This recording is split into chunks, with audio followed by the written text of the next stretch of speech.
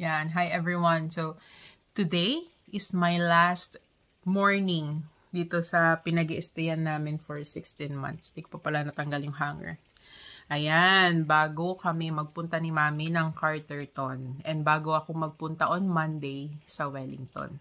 So, today, magbabiyahe kami ni Mami. Susundin ko mamaya si Mami from her workplace. Tapos magbabiyahe kami pupunta ng Carterton to visit Mama Girlie and Papa Mike and the kids. Tapos, on Monday, mag-isa ko na lang pupunta ng Wellington. Pero on Friday pala, bukas, try naming bisitahin ng Wellington yung pag-i-stand kasi gusto ding makita ni Mami. Ang nakakatakot lang sa pagdadrive today, especially ako yung magdadrive, ganito ang panahon. So, yun. So, slippery yung daan, umuulan, at minsan mahangin. Sobrang lakas ng nagwi-whistle. So, yan. Ayan, so, later. Hi, ayan, so nasa loob na tayo ng sasakyan. Diyos ko, dala ko buong bahay. Kasi tignan nyo, yung gray na yan, arenola. Tapos doon sa likod may gansa. Kasi may mga wild geese na naglilipa na dito. Geese, tapos, turkey? Turkey ba yun, if I'm not mistaken? So, yun. May nagpupunta kasi dito, nag-hunting siya every ganitong season kasi so yung mga acorns nalalaglag and yun yung kinakain nila. And then si Uncle humingi siya doon sa nag-hunting.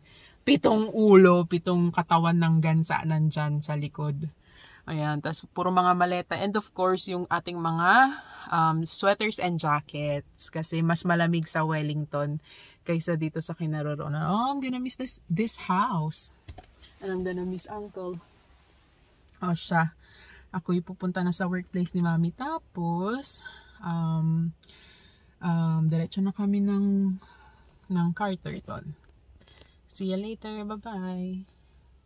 Yan. So, huminto muna ako dito sa may Umakili School kasi kukuha tayo ng mga libre nila. Grabe ang hangin, no? Ah! Ito, may Chris nila dito. Wait. Hihingi tayo. Ito, nakuha ko kasi, or nabasa ko kasi sa chat. So, meron silang tomatoes. Meron tayo kukuha dyan. Oh, my milk. And then, aioli. That's bread. Kuha tayo, tig-isa lang karaan. Meron din yung iba. Yun, vegan aioli. Baka gusto nila Mama Girlie. So, kuha din tayo ng tomatoes na lang. Thank you so much, Umakiri. Yan, so, nagpagasolina muna tayo. Kasi baka hindi umabo. In fairness, full. Tapos, yan, self-service. Tapos, doon mo siya. Diyan mo siya babayaran. Tapos, titignan mo lang yung number 3. So, ngayon naka-heater tayo ngayon kasi nagmo-moist ako kanina. Medyo, mainit sa mukha. So, titimplahan ko siya kung paano ko gagawin. Okay, later.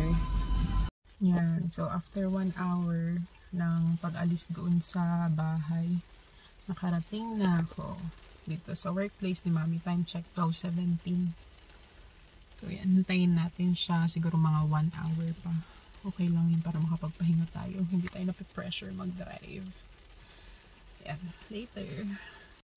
Dumating na yung ano ko. Kanina pa. Ay, sorry.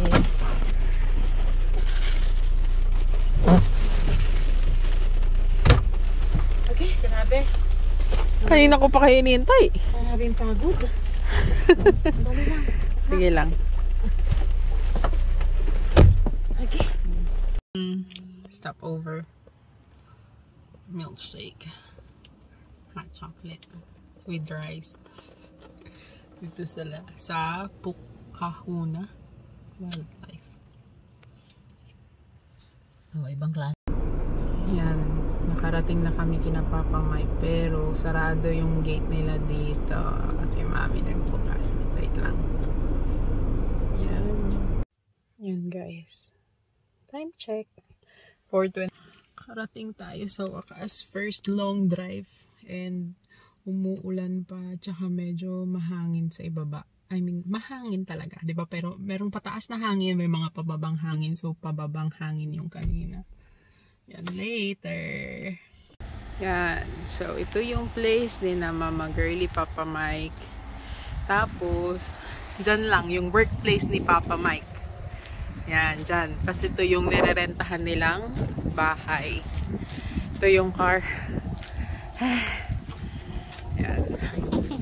Oops. Oh. Yan. Dami. Yummy. Kaldereta.